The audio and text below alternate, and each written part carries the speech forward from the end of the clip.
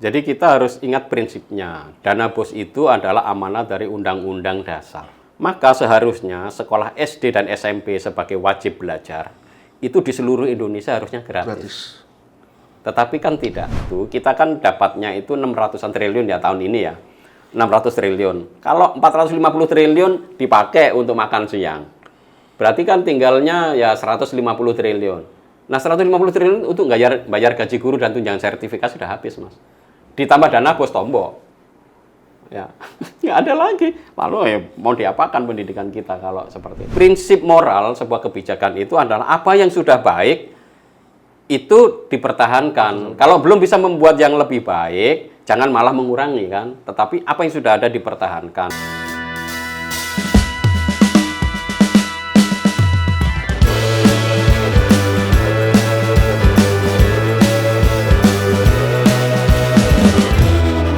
Halo Sobat Bisnis, berjumpa lagi di broadcast podcast Bisnis Indonesia.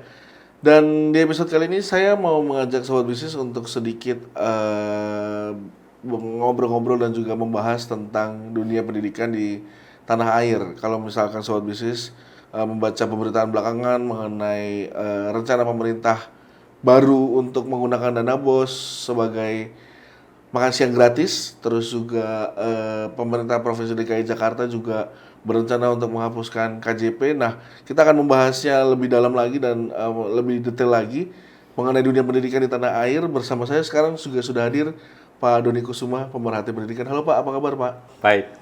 Pak, kalau tadi saya mulai dari secara umum ya Pak ya, tentang dunia pendidikan ya Pak nih.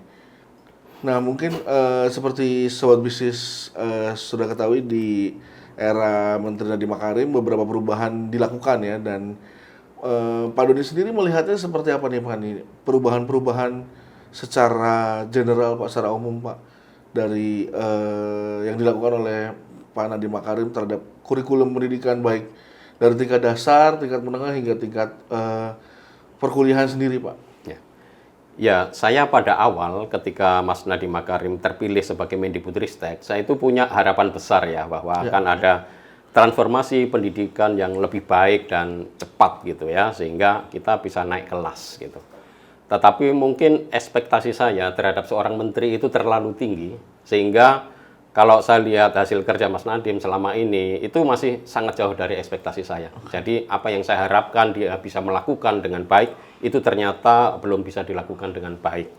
Dan tentu saja yang paling berat bagi saya ketika melihat kebijakan yang ada di kementerian sekarang itu, terjadi itu banyak konflik kepentingan. Dan itu membuat program-program pendidikan itu tidak fokus. Kita tahu ya sejak awal, merek Merdeka Belajar itu adalah sebuah produk yang sudah dipatenkan oleh sebuah perusahaan swasta yang kemudian dimintakan dilaksanakan di kementerian. Itu kalau masyarakat tidak protes, kementerian itu akan bayar royalti itu ke yang pemilik merek terdaftar itu, merek Merdeka Belajar. Akhirnya kan kemudian dihibahkan. Dan ketika dihibahkan pun tidak berubah, artinya konflik kepentingan itu tetap ada karena tampaknya Mas Menteri ini punya tim sendiri yang dia percaya, yang sungguh-sungguh seolah-olah semua diserahkan kepada kelompok ini. Dan ini saya rasa menghentikan atau menghilangkan partisipasi masyarakat, desain kebijakan publik yang rasional, partisipatif itu tidak terjadi karena semua dilakukan sangat elitis. Itu yang pertama. Nah, dari sisi ini tentu saja hal yang baru ya yang dilakukan Mas Nadiem itu kan sebenarnya digitalisasi pendidikan. Artinya memang benar bahwa Indonesia ini sangat luas sehingga tidak bisa kalau dengan teknologi pendidikan. Tetapi penggunaan teknologi pendidikan ini salah kaprah gitu. Seharusnya yang dikembangkan itu adalah, kan kita ada masalah bahwa di daerah akses pendidikan itu kurang. Maka guru-guru yang di sana kan nggak ada seringkali kan. Ya. Artinya guru di daerah terpencil, di daerah itu kan kadang-kadang di Papua saja guru banyak yang absen dan lain-lain.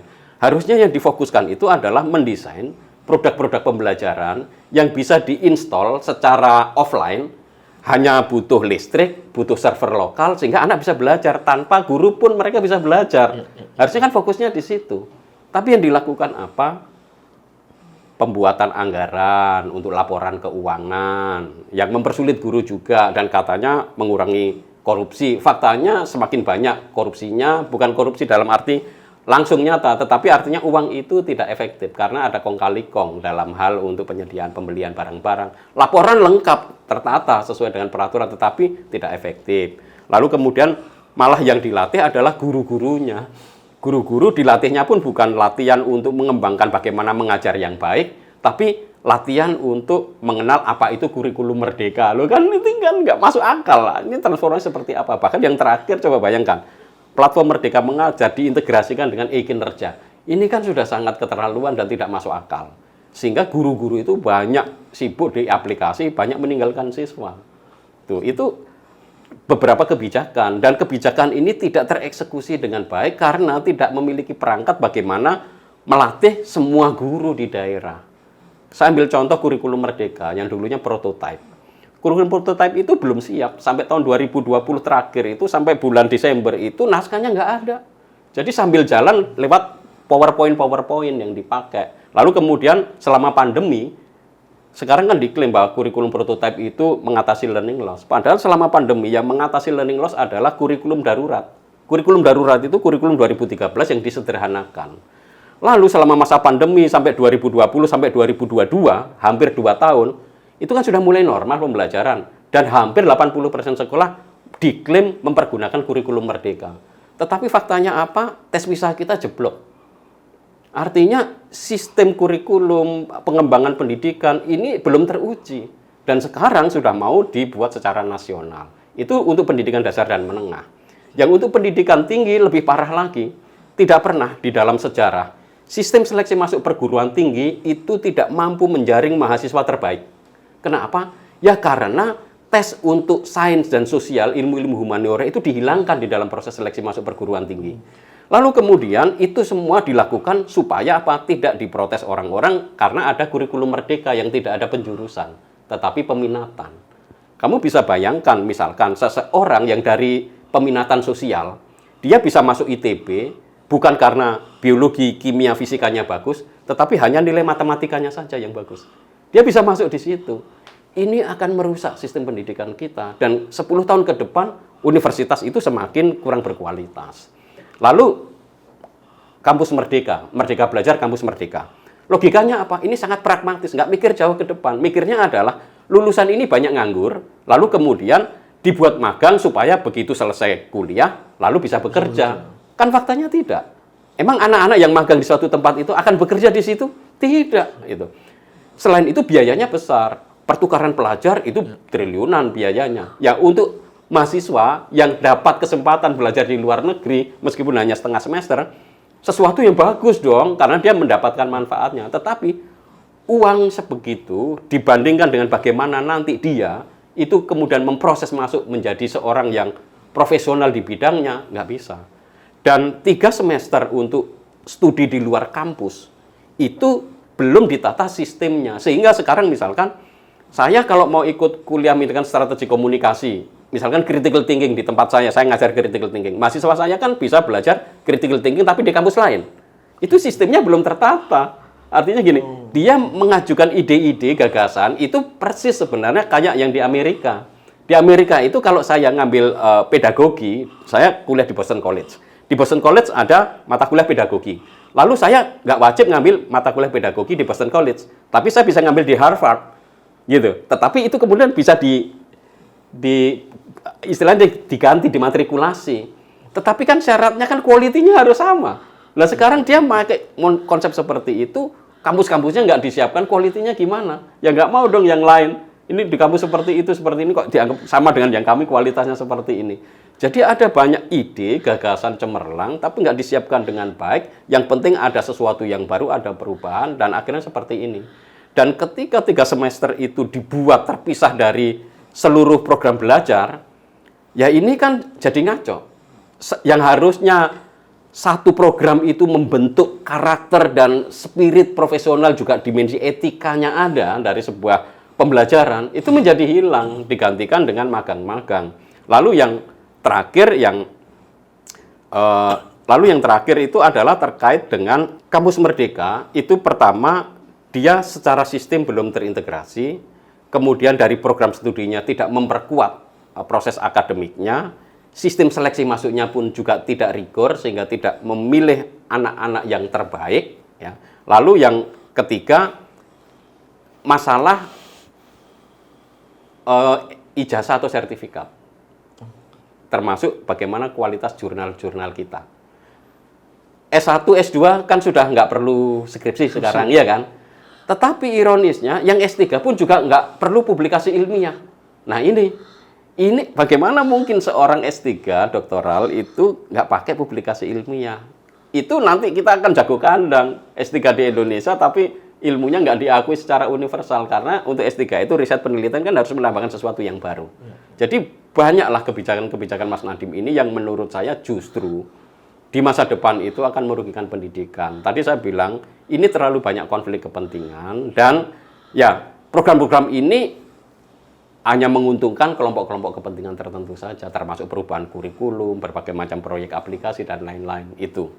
Jadi tidak fokus kepada sebenarnya visi pendidikan yang masa depan. Itu sih catatan saya selama ini. Sehingga saya mengatakan, Mas Nadiem ini nggak lulus ekspektasi saya sebagai seorang Mendikbud. Ya, kami sebagai warga negara punya ekspektasi tinggi terhadap dia. Tetapi faktanya dia gagal melaksanakan ekspektasi yang minimal dari saya sangat jauh dari harapan. Ya tadi sedikit udah dibahas tentang kampus merdeka ya Pak ya. Ya. Nah, kalau dari segi sistem sendiri Pak, kalau dulu saya merasakan di era saya kuliah sendiri, magang dan lain sebagainya itu di semester tertentu gitu. Ya. Satu semester, terus dalam jangka waktu sekian bulan diselesaikan magangnya, dan juga ibaratnya ilmunya sudah lengkap gitu karena di semester-semester terakhir gitu. Nah, apa yang kemudian menjadi pertimbangan pemerintah sendiri untuk kemudian memajukan di kurikulum kampus merdeka ini, jadi memajukan waktu magangnya bisa semester 5, semester 4 gitu. Dan kemudian dampaknya sendiri ke mahasiswa seperti apa Pak, Bapak melihatnya Pak? Ya, kalau S1 itu kan sebenarnya pengetahuan umum ya. Jadi kalau di dalam level ilmu itu, S1 itu dia harus tahu seluruh spektrum keilmuan. Dari sejarah, apa, semuanya teori harus tahu. Level S2, setelah tahu spektrum keilmuan, dia bisa mengkritisi pemikiran tertentu. Iya kan? Itu dia memberikan kritik. Tetapi dia nggak perlu menemukan. Jadi dia mereview pemikiran orang. Itu levelnya S2. Levelnya S3, dia menemukan pemikiran orang, mereview, lalu kemudian melengkapi dengan sesuatu yang baru. Lalu ada keilmuan itu. Nah, ini anak S1 diminta magang.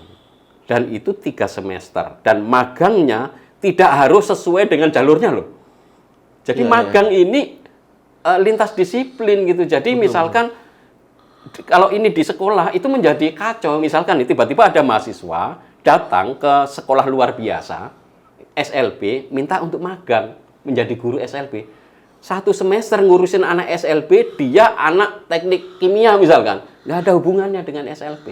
Tetapi dapat surat tugas dari rektor untuk magang. Supaya apa? Karena jumlah yang magang dan lain-lain akan menentukan insentif kampus. Gitu loh. Jadi ada istilahnya kalau kamu melakukan ini akan dibayar, dikasih ini, dikasih insentif. Ini kebijakan yang menurut saya sangat merusak. Oke, bahwa ke depan disiplin ilmu itu lintas ya.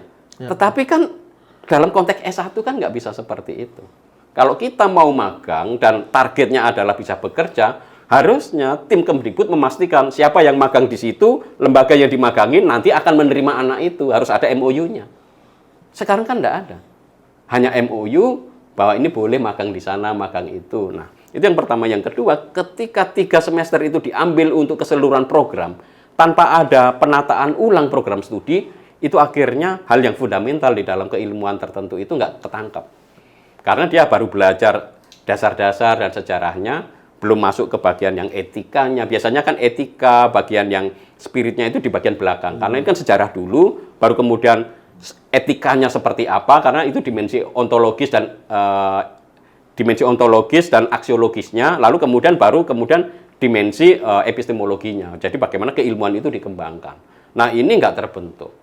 Jadi secara fundamental keilmuan anak-anak yang S1 itu malah nggak terbentuk. Ya memang benar bahwa S1 nggak perlu skripsi, iya. Karena saya kuliah di Eropa, S1 nggak perlu skripsi. Tetapi saya lengkap menyelesaikan seluruh program studi. Sehingga kalau ada pertanyaan tentang, oh ini masalah ini di mana, dalam sejarah keilmuan ini saya langsung tahu.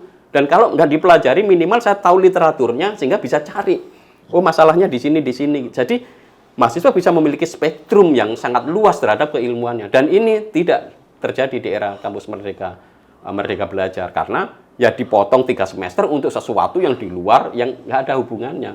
Lalu yang terakhir, integrasi nilai itu di kampus sendiri juga masih tergagap-gagap. Ini magang ini mau dimasukkan di penilaian yang mana, bagian mana. Karena kan nggak cocok. Misalkan masa dimasukkan di bagian design thinking mata kuliah ini kan nggak cocok. Itu. Akhirnya ya diambil di bagian yang KKN, yang sudah itu. Jadi idenya bagus, tetapi dieksekusi di lapangan itu acak adut jadinya. Tetapi yang jelas, MBKM yang tidak dilihat secara keseluruhan dalam konteks keilmuan, itu akan mempermiskin lulusan S1.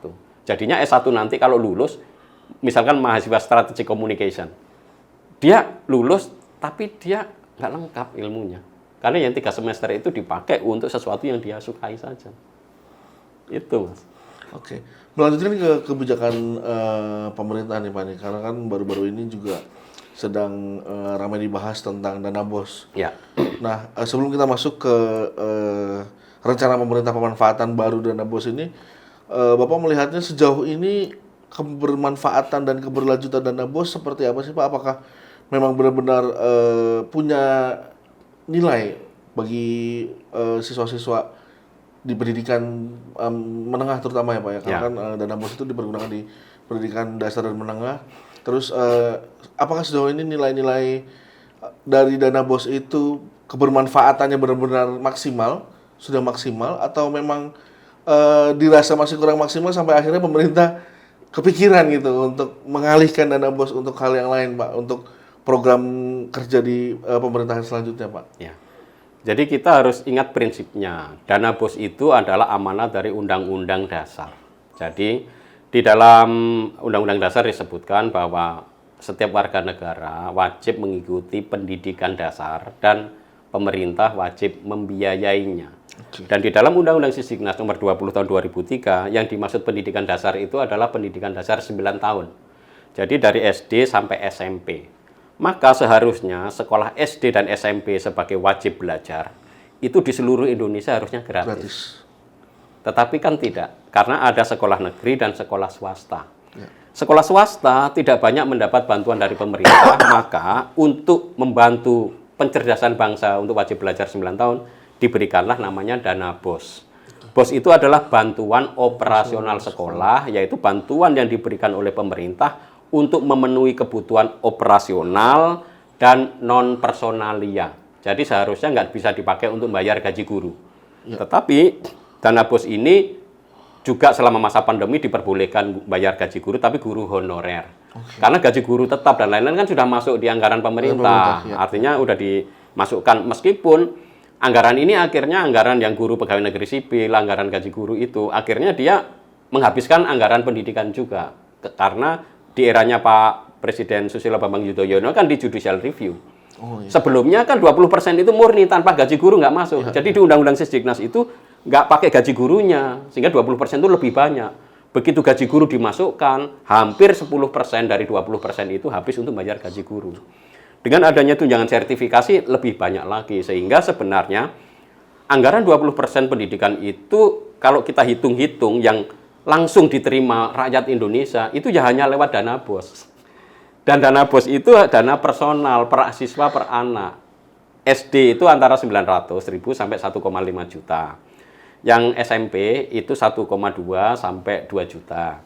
Yang SMA, SMK itu 1,5 sampai 3 juta. Itu agak berbeda karena misalkan di Papua Pegunungan itu dana BOS-nya lebih tinggi karena biayanya kan lebih mahal ya. Jadi masing-masing anak itu bisa dapat 35 juta per tahun kalau di Papua. Karena itu dananya sangat mahal. Tetapi kalau di tempat lain ya cuman 1,5, 2,5 juta seperti itu. Sehingga relatif tidak banyak. Dan dana BOS ini peruntukannya apa? Untuk operasional sekolah. Bayar listrik, air, internet, lalu kemudian beli buku-buku sekolah, pelatihan guru, kemudian kegiatan-kegiatan lain, ujian yang membutuhkan pertemuan, rapat, dan lain-lain. Itu semua hanya 1 kali setahun diterima. Dan itu pasti tidak mencukupi. Dana pendidikan BOS ini kalau untuk operasional pendidikan, hitung-hitungannya itu dia hanya 20% dari apa yang dibutuhkan secara wajar untuk keseluruhan proses. Di sekolah-sekolah yang bagus, 1 tahun itu rata-rata 4-5 juta per anak.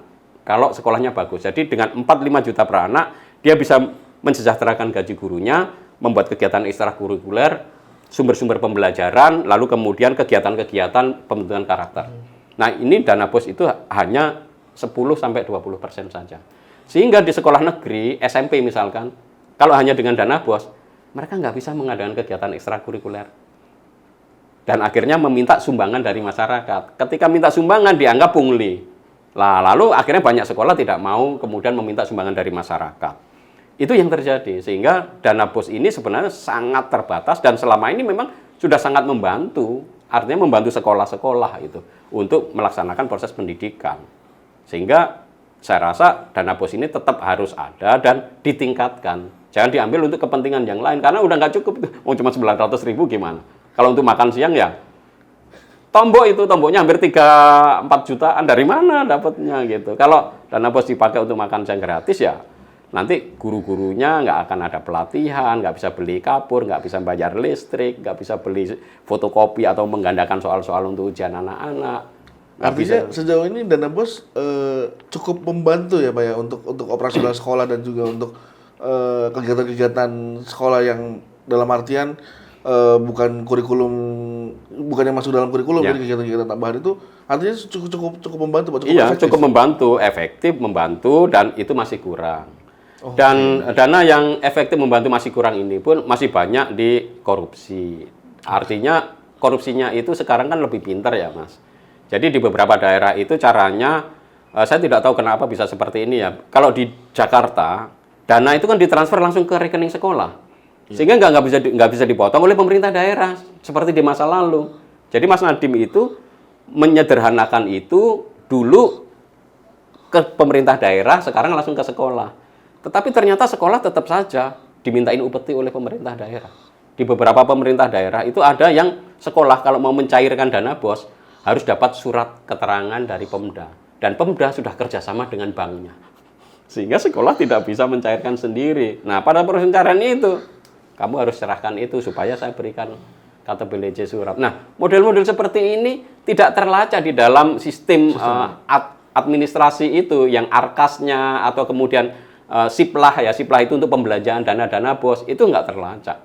Karena di siplah itu, orang sering mengatakan, ya gampang lah, pokoknya bisa diatur siplah gitu. Dan harganya lebih mahal loh. Di aplikasi yang dibuat Mas Nadiem itu harga-harga dari toko sebelah itu lebih mahal dibandingkan toko sebelah. Tetapi wajib menggunakan seperti itu. Dan kalau seperti ini kan bisa terlacak. Sebenarnya produk-produk tertentu dari sekolah Indonesia kan bisa dilacak. Nah itu saya juga melihat ini bisa ada konflik kepentingan dalam konteks digitalisasi sekolah. Karena anggaran kita bisa masuk ke perusahaan-perusahaan multinasional. Dengan adanya siplah itu terlacak, produk ini, merek ini, orang-orang Indonesia, sekolah Indonesia belanjanya berapa, gitu bisa. Itu yang terjadi. Jadi dana BOS itu masih kurang, tetapi sistemnya sudah transparan, tetapi transparannya itu tidak akuntabel dalam arti dipergunakan sesuai dengan kebutuhan. Oke. Kalau tadi Bapak sudah menyinggung tentang kurang gitu ya, nggak cukup untuk makan siang, lantas pemerintah berencana untuk menggunakan dana BOS untuk sebagian untuk makan siang gratis. Tentu tadi seperti Bapak bilang ya, kurang dan harusnya malah ditambah gitu. Mungkin nggak sih Pak ada kucuran dana dari apa ya, ibaratnya dari bagian lain gitu, dari dana pendidikan yang sudah ada gitu. Karena kan seperti yang kita tahu, rancangan pemerintah di pemerintahan berikutnya yang sudah ramai dibicarakan itu adalah makan siang gratis ini dikhususkan untuk anak-anak sekolah gitu. Ya. Dan tentunya makanya kepikirannya adalah dana BOS karena berkaitan dengan anak yang di sekolah gitu Pak. Nah, Bapak melihatnya seperti apa nih Pak? Ya itu kan karena mereka yang mengatakan ngambil dana BOS itu tidak paham dana BOS itu untuk apa, bagaimana peruntukannya, dan situasinya seperti apa. Situasinya itu kan dana BOS selama 1 tahun itu rata-rata 50-55 triliun Mas. 1 tahun loh ya. Sementara anggaran makan siang gratis untuk 1 tahun dari anak TK, SD, PAUD sampai SMA, SMK itu 450 triliun. Itu dari mana duitnya? Itu kan, itu sudah nggak masuk akal. Dan kalau 450 triliun itu artinya hampir semua anggaran pendidikan hanya untuk makan siang, Mas. Karena dari dana 20% anggaran pendidikan itu, kita kan dapatnya itu 600-an triliun ya tahun ini ya. 600 triliun. Kalau 450 triliun dipakai untuk makan siang. Berarti kan tinggalnya ya 150 triliun. Nah, 150 triliun untuk bayar gaji guru dan tunjangan sertifikasi sudah habis, Mas. Ditambah dana bos tombok. Ya, nggak ada lagi. Lalu ya mau diapakan pendidikan kita kalau seperti itu. Jadi secara kasat mata pun tidak masuk akal. Dan kalau kita perhatikan tujuannya apa, saya rasa itu salah sasaran. Kalau makan siang gratisnya itu di semua jenjang. Seharusnya diprioritaskan saja, Mas. Artinya untuk ibu-ibu hamil ya, itu nanti harus diatur sendiri karena ibu-ibu hamil kan nggak terikat dengan sekolah. Ya. Karena untuk stunting itu. Lalu yang kedua, TK, PAUD, SD aja. Itu yang masih masuk akal lah. Yang untuk SMP dan SMA biarkan orang tua menyediakan makan, tapi pemerintah tanggung jawab sembako harganya murah. Jangan beras mahal, minyak mahal, semuanya mahal. Ya bagaimana bisa menyediakan telur, daging yang bergizi untuk anak-anaknya gitu. Jadi masyarakat tetap harus dilibatkan. Jangan semua digratiskan oleh pemerintah, tapi sebenarnya nanti pondasi pendidikan kita semakin rapuh. Dan dari kajian OECD, kajian UNESCO, yang seperti ini kan tidak dianjurkan. Karena dana pendidikan kita itu sebaiknya dipakai untuk meningkatkan kualitas guru dan menyediakan layanan sistem pendidikan yang lebih baik. Gitu. Artinya dana pendidikan jangan sampai diutak-atik ya Pak ya untuk... Iya, kalau bisa ditambah, karena kan masih kurang. Nah, kemudian kalau kita bicara soal rencana makan siang gratis ini nih Pak, artinya keberlanjutan, mungkin ya keberlanjutannya masih akan dibahas lagi oleh pemerintah. Dan mungkin tadi saran dari Bapak untuk tingkat pendidikan dasar aja gitu ya untuk makan siang TK, gratis PAUD, ya. SD. TK, PAUD, SD. Tapi artinya kalau saya dulu merasakan memang ada susu gratis gitu ya, untuk anak-anak.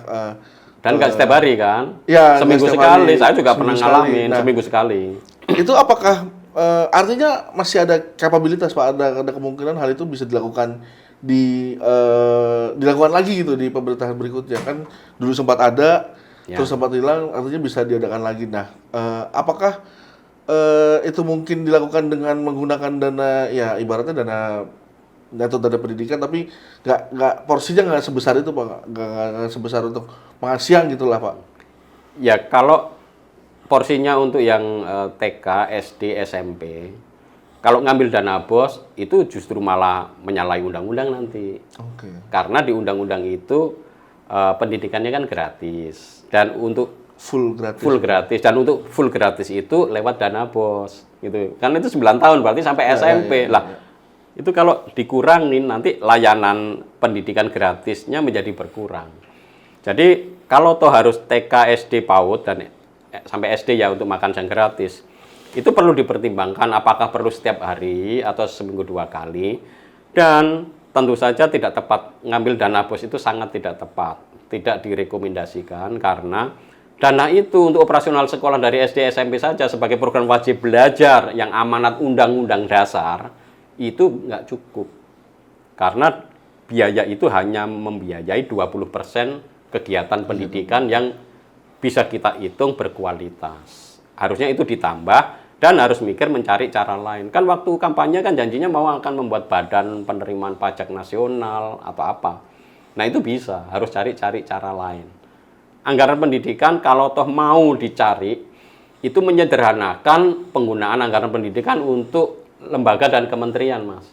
Jadi misalkan di Kementerian Keuangan tahun kemarin tahun 2022 dapat 4 triliun, kan lumayan itu diambil misalkan. Kementerian Keuangan itu udah banyak duit, ngapain ngambil anggaran pendidikan 4 triliun.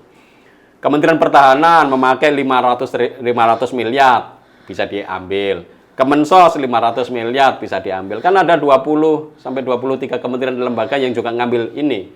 Terus dana desa nah, ambilnya juga dari anggaran pendidikan itu, jangan dikira ngambil dari tempat lain.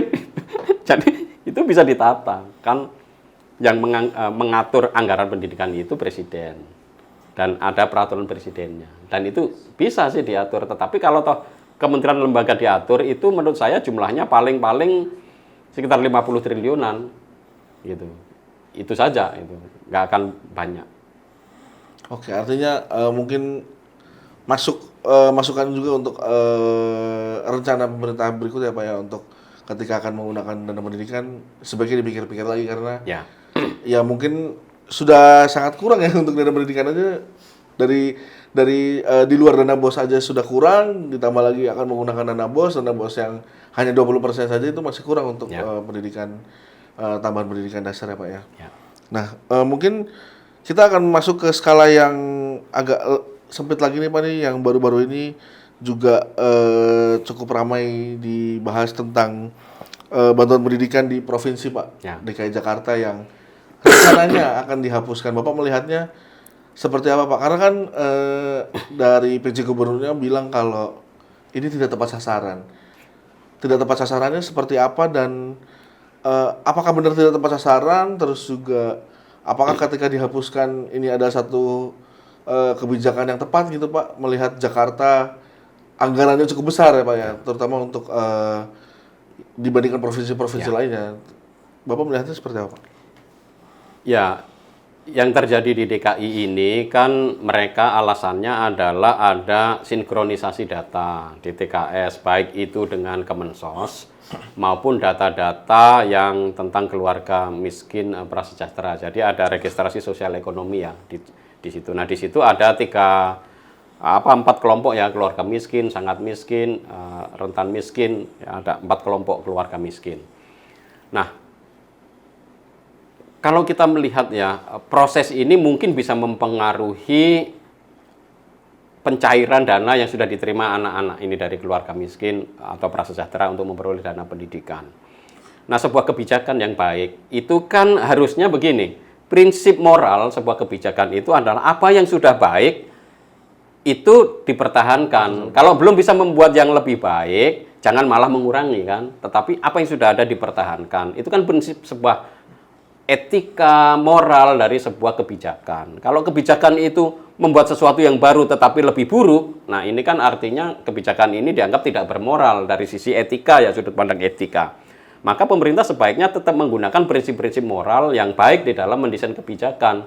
Prinsipnya berbuat baik. Kemudian kalau belum bisa berbuat baik, jangan malah berbuat jahat kan. Artinya pertahankan apa yang sudah ada. Lalu yang ketiga, hargai manusia itu sebagai berharga dalam dirinya, jangan dipergunakan sebagai alat. Nah, data-data keluarga miskin ini kan selama ini menjadi instrumen politisasi kan. Kalau lagi ada bantuan langsung, data keluarga miskinnya dinaikkan. Nanti kalau misalnya ada penilaian pengatasi keluarga miskin, datanya dikecilkan. Jadi ini kan memanfaatkan keluarga atau warga negara Indonesia yang kurang mampu untuk kepentingan-kepentingan kelompok tertentu. Dan ini tidak dibenarkan secara moral. Di DKI yang terjadi adalah sinkronisasi ternyata menghapuskan nama anak-anak yang sudah memperoleh KJMU itu tiba-tiba dia nggak dapat di tahun ini.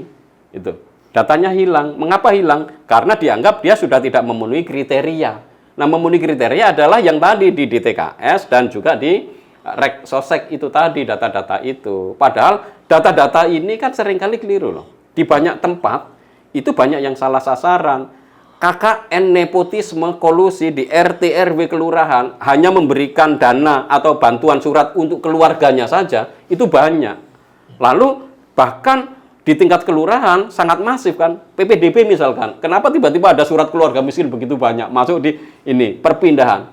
Jadi ini ada masalah mentalitas korup, ada KKN nih nepotisme di sini. Artinya siapa kenalannya, dia yang akan dapat diuntungkan. Nah, kebijakan ini kan nggak menguntungkan bagi keadilan sosial bagi seluruh rakyat Indonesia. Itu yang terjadi di DKI. Sehingga pemerintah seharusnya meninjau ulang dan memeriksa. Seandainya sudah ada anak-anak nih yang tahun 2023 mendapatkan KJMU, mahasiswa unggulan, dan ternyata namanya tidak tercantum lagi di DTKS atau Reksosek, tetaplah diberikan, biar mereka menyelesaikan. Lalu sampai selesai dulu dong, jangan berhenti di tengah jalan. Baru kemudian yang terbaru ini ditata sungguh-sungguh supaya tepat sasaran. Artinya jangan diputus tiba-tiba gitu ya? Jangan diputus tiba-tiba, itu harus tepat sasaran. Dan saya, sama seperti ekspektasi saya terhadap Mas Nadiem Makarim, saya ini terhadap pemimpin di DKI, tempat saya bayar pajak, itu sangat tinggi, Mas. Masa yang diberi biaya hanya anak orang keluarga yang masuk di DTKS dan Reksosek.